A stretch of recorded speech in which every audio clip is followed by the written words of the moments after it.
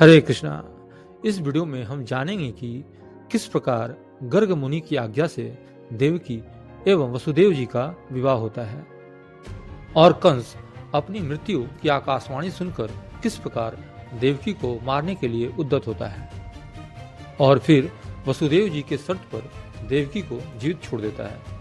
यह प्रसंग गर्ग संहिता गोलोक खंड अध्याय 9 पर आधारित है।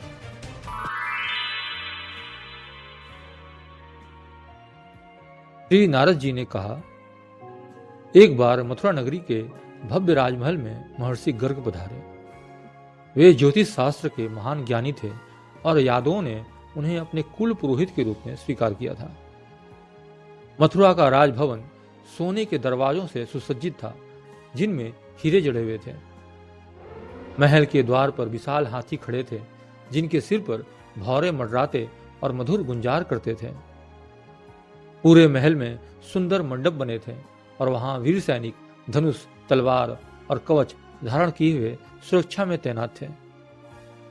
गर्ग मुनि ने राजमहल में प्रवेश किया और देखा कि राजा उग्रसेन भव्य सिंहासन पर विराजमान हैं।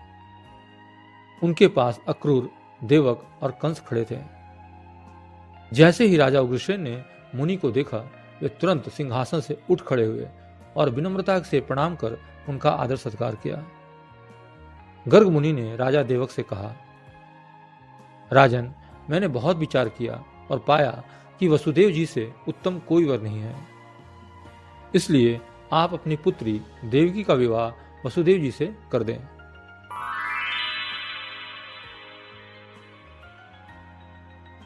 गर्ग मुनि के आदेश का पालन करते हुए राजा देवक ने वसुदेव और देवकी का विवाह निश्चित कर दिया। विवाह विधि पूर्वक संपन्न हुआ और विदाई का समय आया। वसुदेव जी घोड़ों से सुसज्जित रथ पर सवार हुए, जिसमें उनकी नवविवाहिता पत्नी देवकी भी थी। कंस अपनी बहन देवकी से बहुत प्रेम करता था, इसलिए वह स्वयं रथ चलाने के लिए आगे आया। देवक ने अपनी पुत्री के साथ बहुत सा दहेज दिया, जिसमें 1000 दासियां, 10,000 हाथी, 10 लाख घोड़े, 1 लाख रथ और 2 लाख गायें शामिल थी। जब रथ आगे बढ़ रहा था, तब चारों ओर मंगल गीत गाए जा रहे थे, शंख और ढोल बज रहे थे। तभी अचानक आकाशवाणी हुई, अरे कंस, जिस बहन को तू प्रेम से विदा कर रहा है, उसी का 8वां पुत्र तेरा वध करेगा। आकाशवाणी सुनकर कंस भयंकर क्रोधित हो गया।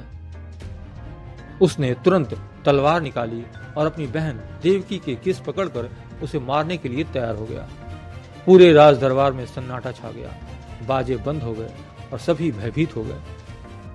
उस समय वसुदेव जी ने कंस को समझाते हुए कहा, राजन, आप वीर और दयालु हैं। आपने अब तक किसी स्त्री पर हाथ नहीं उठाया, फिर अपनी सगी बहन को क्यों मारना चाहते हैं? देवकी ने आपका क्या बिगाड़ा है? लेकिन कंस पर कोई असर नहीं हुआ। तब वसुदेव जी ने एक और उपाय सोचा और कहा, राजन, आपको देवकी से कोई भय नहीं होना चाहिए।